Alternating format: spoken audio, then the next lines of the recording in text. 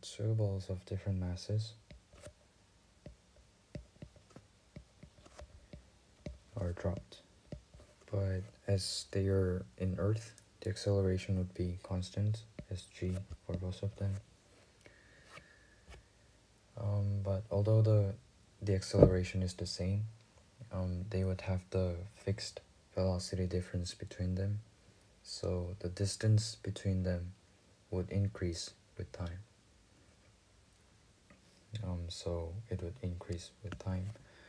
But I think for this question, we just need to neglect the effect of air resistance, because once there's an air resistance, there would be the weight, but there would be the drag force. And at least because of this drag force, the object would finally reach to a terminal velocity, and there would be no change in the velocity. So it might remain constant after a few minutes or after a few seconds, but for this question, as there wasn't any refer to air resistance or drag forces, it is just assumed that we neglect the effect of air resistance here.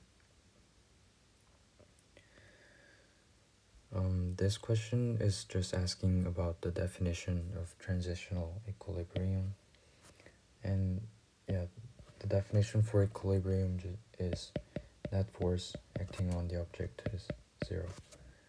So the option would be this one. The resultant force, the net force, would be 0.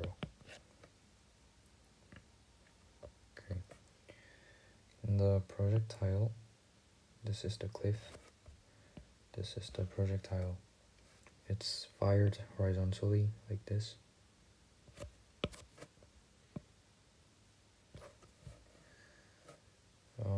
Time is 4, and the horizontal distance is 2 kilometers. Okay, what is the height?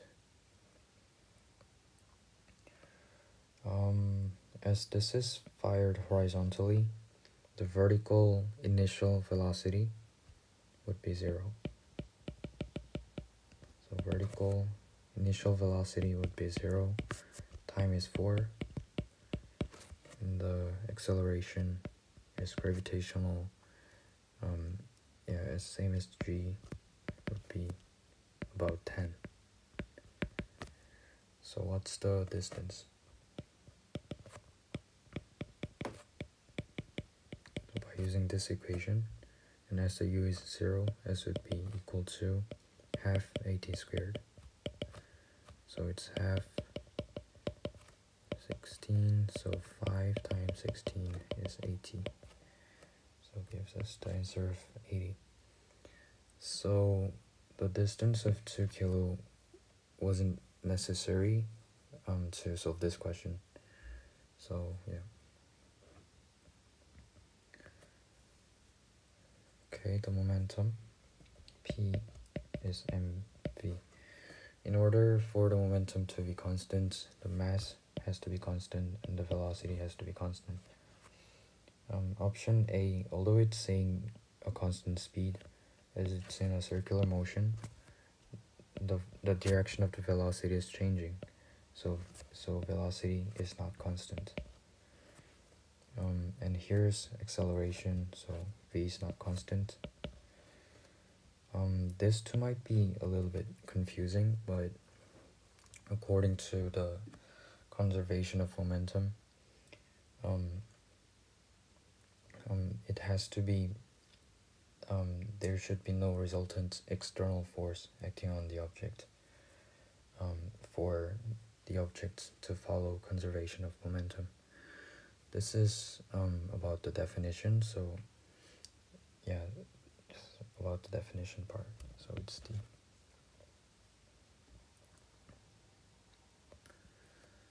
So weight is W. Upward pull, like this, is P. And the normal force is R. this. And this can be simplified like here's P, here's R, and here's weight. So it says she's failing to lift a heavy suitcase, so it tells us that the suitcase remains in its position. So W should be equal to the upward force plus R. So it's answer A.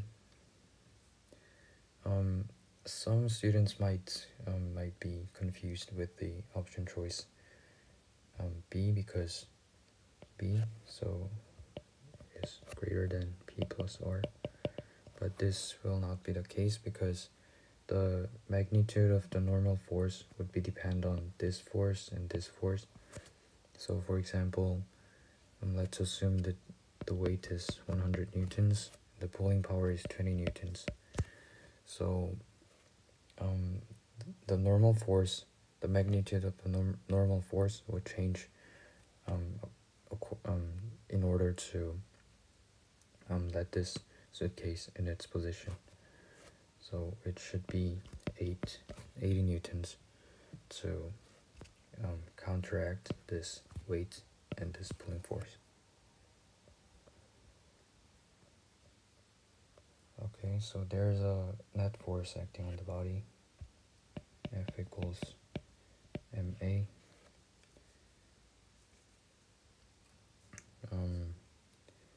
We don't know about these direction of motion or kinetic energy because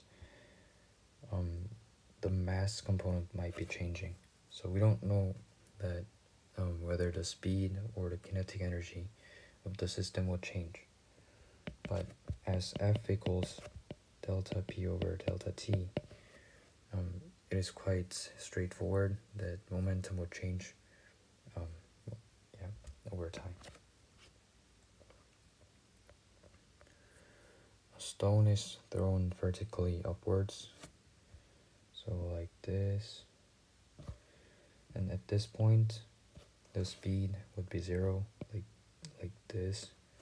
So speed would be 0 and the velocity would be 0, and as the momentum is mv, the velocity is 0, so the momentum would be also 0. But acceleration cannot be 0 because it would be always acting downwards, always at the magnitude of g on Earth, so it cannot be 0.